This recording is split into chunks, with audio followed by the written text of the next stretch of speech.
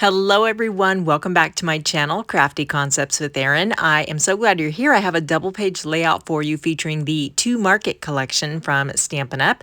I have several photos. This is my husband and I, and we do like to visit our Saturday morning local farmers market. So I was very intentional about taking some photos.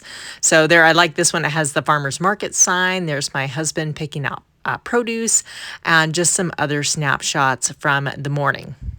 There is a coordinating stamp set. It's called Market Goodness, all these fun little veggies, and there are some dies that coordinate here. So I will be definitely pulling this in to create some embellishments.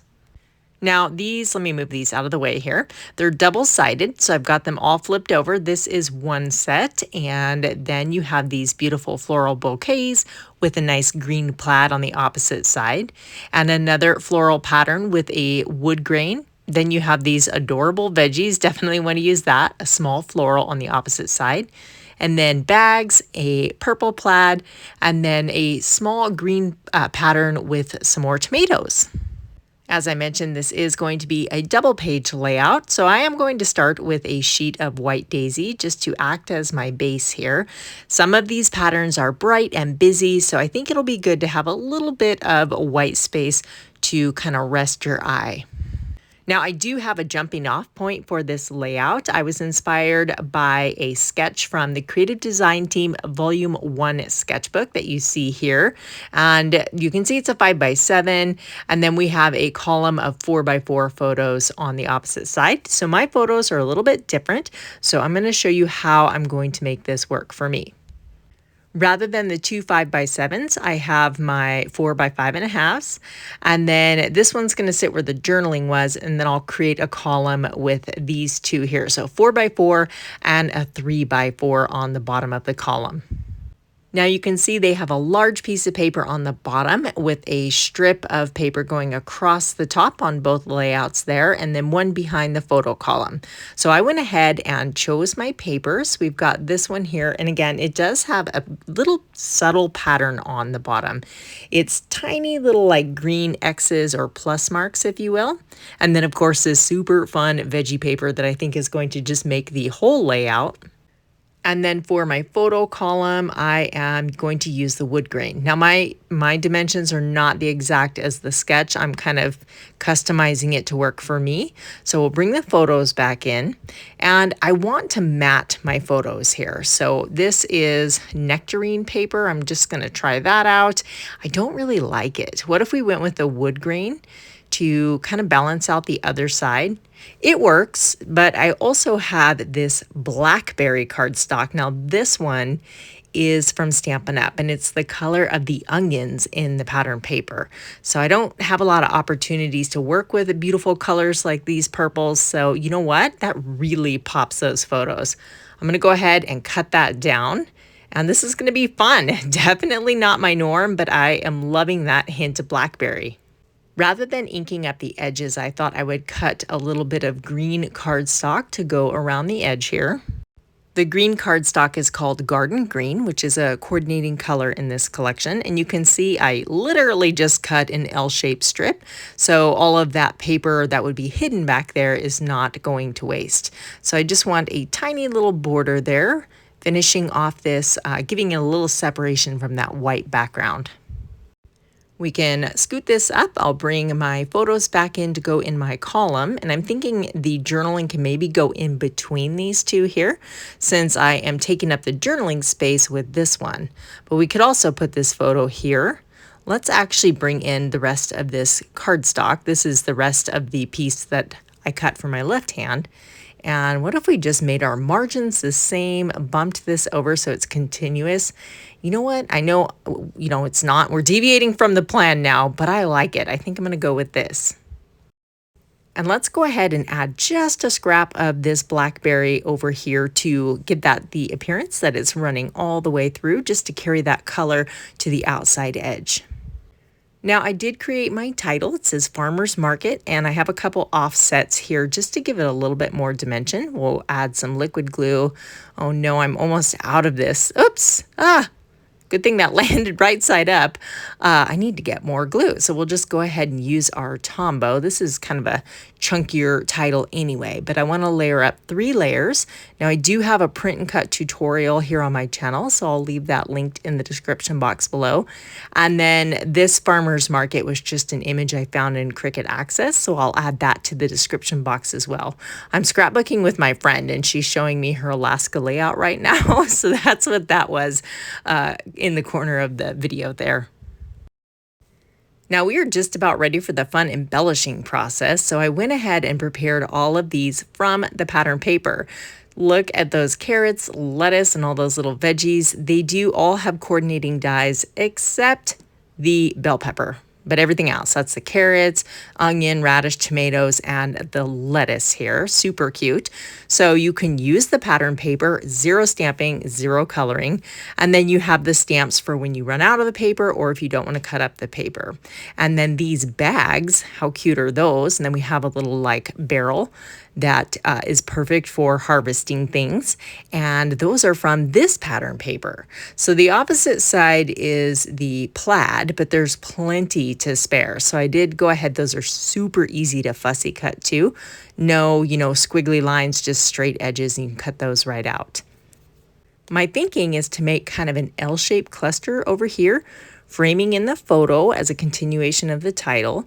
So we're going to stagger those at different heights to create that L shape, and then we can just play around tucking some of these veggies into the basket here.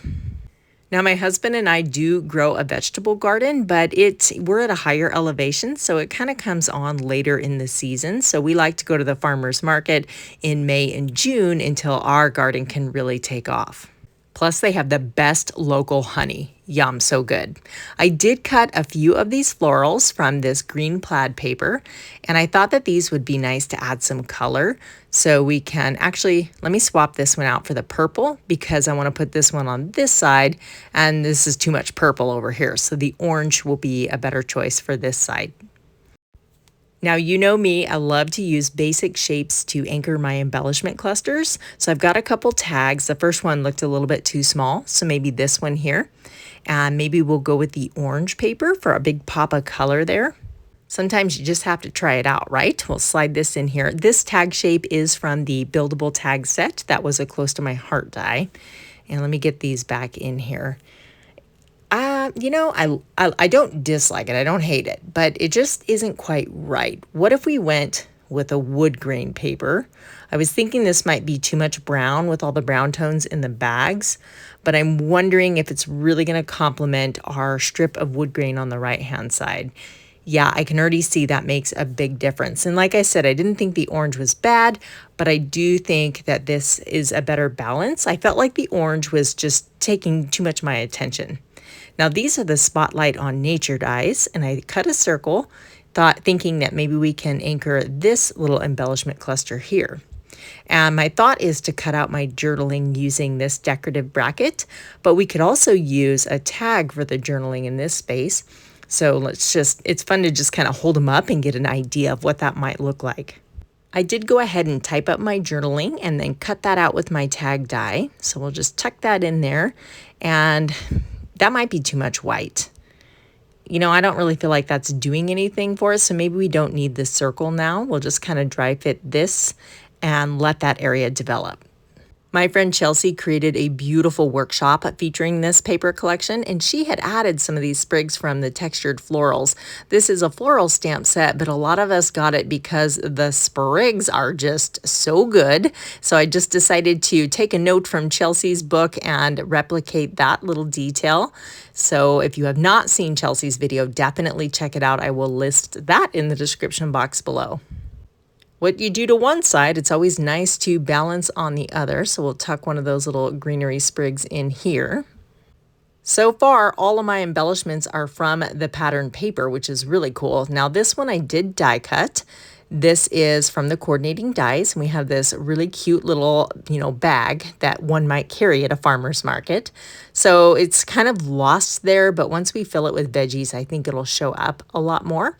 I'm going to layer those underneath so they look like they're inside the bag. I also thought it'd be nice to add a pop of color to the bottom, but that one's not quite right. This pattern, we have two small scales next to each other. I don't like that. Let's try the back side of this one. It's got the little bit larger of a pattern with the little orange flowers on there. I adhered that down, so I got to kind of lift it up with my Cricut spatula.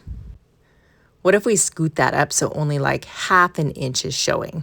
This is a full inch. Let me just kind of wiggle it up there so it's more of like a half-inch strip and see what that looks like.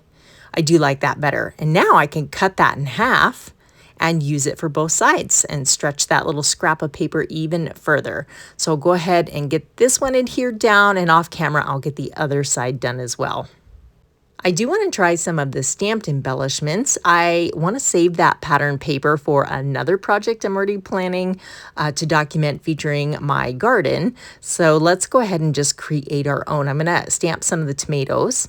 Now I've got my white paper. I'm using candy apple and garden green. I have found it very helpful to stamp the darker image first. So it helps, you can see it more easily. So when you're lining them up, it definitely is a benefit to be able to see that bottom layer. So I've stamped the stems. Now we'll ink up the tomatoes in candy apple red. And then you can just see those right through the block. Sorry about the glare from my light there. And then line them up with the stems. Give it a second. And these are so cute. So I'm going to clean that off and then maybe stamp some of the carrots as well. And then I'll do the lettuce and maybe a few other images as well. I do appreciate layering stamps because I think they add a lot of character. So for the lettuce, there's a couple different layers. The tomato has the 2 layers. And then for the carrots, you can stamp the actual carrots in orange, which is what I'm going to do. Or you could use, any color because carrots do come in a variety of colors, right? Nectarine does coordinate very well with this collection. So if you have that in your stash, it is a good match. And then I'll go ahead and use garden green for the little carrot top. This one's super easy to line up. So I'll go ahead and get those die cut off camera, and I'll stamp a few more of the images and show you those here in just a moment. Just trying to stay tidy as I go here, but check these out. Aren't those the cutest little things? Let me bring this back into frame here, and we're going to fill the little bag on the right with these stamped vegetables. So the lettuce is the biggest, so it makes sense to kind of put that in the background. We'll layer the radish over the top, and maybe we could put the tomatoes here. That needed a little something to kind of brighten that up, and then we can tuck the carrots in coming out from behind. I will adhere these off camera, but it's easy just to lift it up and sneak some glue underneath the edge there. So I need to finish off my tag toppers. I cut a little tiny strip of the same pattern paper running across the bottom, and I'm bending it under there. Now I can't just run it through and fold it over because I want the same pattern showing on both sides. So we're gonna fake it here. That's why I just bent it under enough to make it look like it was going through.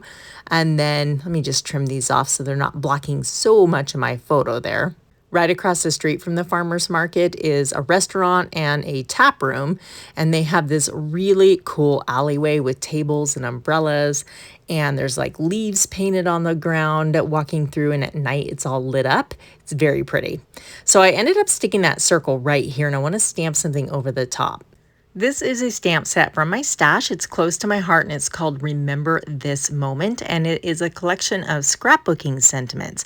There are tons of options on here that would work. How lucky are we? We could use life. This life is blessed.